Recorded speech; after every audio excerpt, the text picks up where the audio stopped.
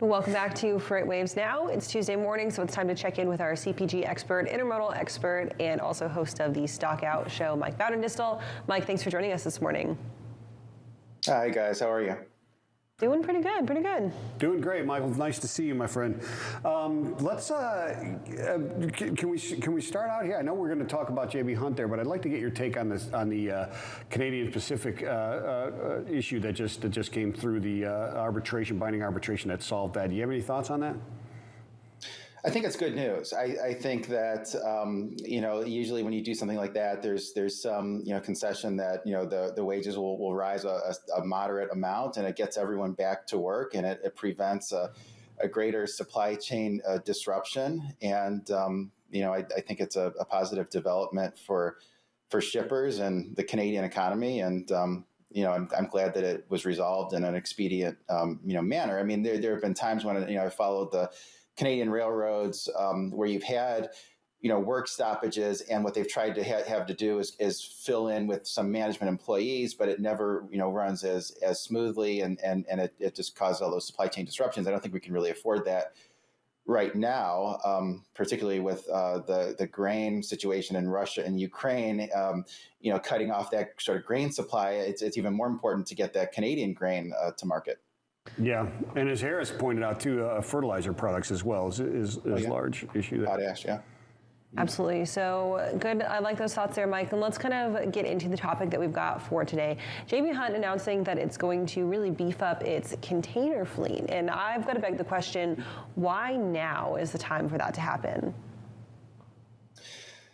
Yeah, so why now is, really the last year, intermodal has lost share to long-haul trucking, and really there hasn't been any meaningful intermodal growth the last few years. But really what I liked about the press release wasn't just the volume of containers, which was massive. It was the fact that they're really doing this in partnership with Burlington Northern, and it's not just about the containers, even though the containers are what sort of grabs the headline when they say, okay, we're going to add 40,000 containers. 40,000 containers is a lot of containers. It's going to take them to 150,000.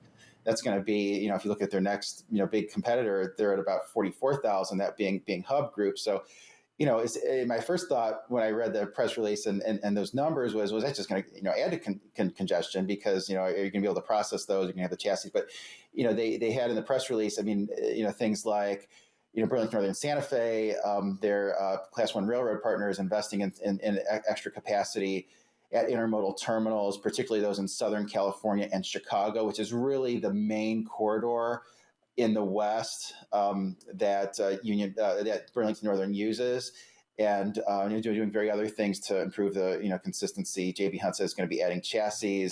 Burlington Northern saying it's going to take delivery of rail cars, the well cars that support intermodal. So it's a multi-pronged approach, which I think is what's necessary. But I think you need kind of a jolt like this to get intermodal volume improving. And the other reason why now is there were a couple of big intermodal companies that moved their business or announced that they are moving their business from BNSF to Union Pacific, those being Schneider and Knight Swift. So I think that it increases the availability of those container slots on BNSF for its main partner, JB Hunt, to use, and so that requires more equipment.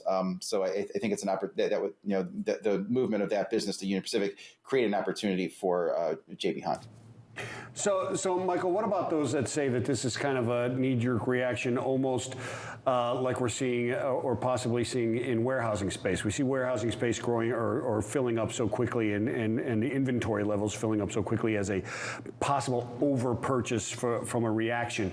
And there's those that are saying, okay, they're growing by almost 33% their container capacity, right, on a market that is actually on possibly, or looks like it's definitely on the back side of the growth and kind of sliding down.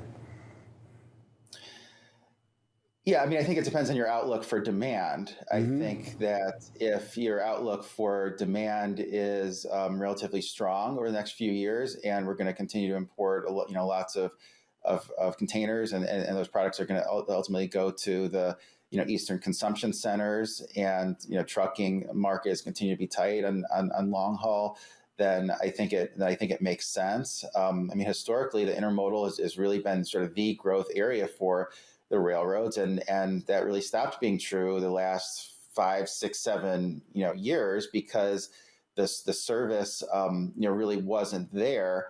But the fact that they're doing all these other things, with improvements in the intermodal terminals, adding chassis, sort of really addressing some of those choke points. It's not just about adding containers. And the fact that they sort of give this window 3 to 5 years, on average, it sounds like almost 1,000 containers a month, but it does give them some flexibility that if, this inflation does cause a, recession, they can delay, some of those deliveries. So, I mean, ultimately, I think it's good for the intermodal industry. Mike, I kind of want to get your opinion about one of those choke points being the West Coast ports, specifically when it comes to intermodal dwell times.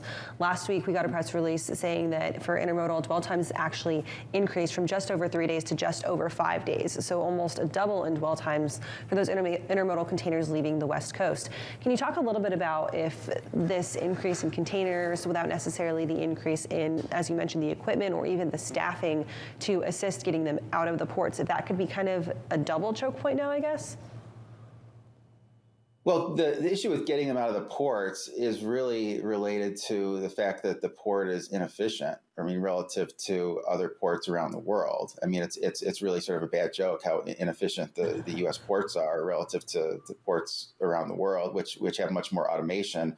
But we're sort of hamstrung by the unions on the West Coast, unfortunately. But I do think that at least on some of the rail terminals, and some of the intermodal goes sort of on dock rail, and some of it gets moved to a nearby intermodal terminals. But I think the terminals that the railroads have more control over, since there are going to be big capital investments from Burlington, Northern Santa Fe. I mean, you would think that there would be at least some improvement there. But I share your concern with getting the containers efficiently processed at the ports of LA Long Beach. So that's a great point that you bring up, Michael, talking about being hamstrung by the unions, and we've got some issues obviously coming up this summer where this could be a potential topic. Are you watching that a little bit? Is there concern there for the future of automation there in these latest negotiations? Oh, there's all kinds of concern there. Sure. I mean, nothing would be worse than work stoppage, on the West Coast ports, ILWU, that drags on. I mean, this is absolutely the last thing anyone needs right now. You saw, historically what that did, when that's happened in the past, or even just a threat of a work stoppage in the past, where they've sort of slowed down. Which is create a lot of congestion there. So I think that's, I think that's a huge issue. I wouldn't be surprised if some shippers try to get goods in early or use other ports if they're trying to make plans for this summer or later, just anticipating there's going to be at least some slowdown in how efficiently those workers process the containers. That's exactly what Harris said earlier today as well. If you're a shipper, start making your plans for what could happen, because you've got advanced warning, right? You've got almost a quarter's worth of warning on the possible dissolution of labor agreements. Yeah, I mean, you could argue that we probably may already be seeing that as you see the ships stacking up on the East Coast ports already, right? There's already increased volumes there. Yeah, absolutely. We're seeing that a lot in the sonar data. The East Coast port is really picking up. And so, Mike, you've got your show, The Stockout, this afternoon here, 2 o'clock on FreightWaves TV. Can you talk a little bit about what you're covering today?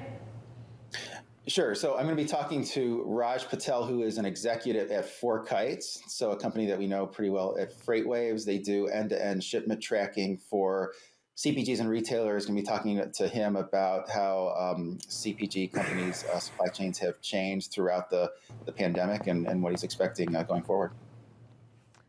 Great stuff, Mike. Thank you so much for joining us this morning. Always great to have you, and we'll catch you this afternoon on FreightWaves TV. Okay, see you later. All right, we're going to take one last quick break here before we are done for your Tuesday morning. We'll be back with a last look at weather and a final recap of your headlines.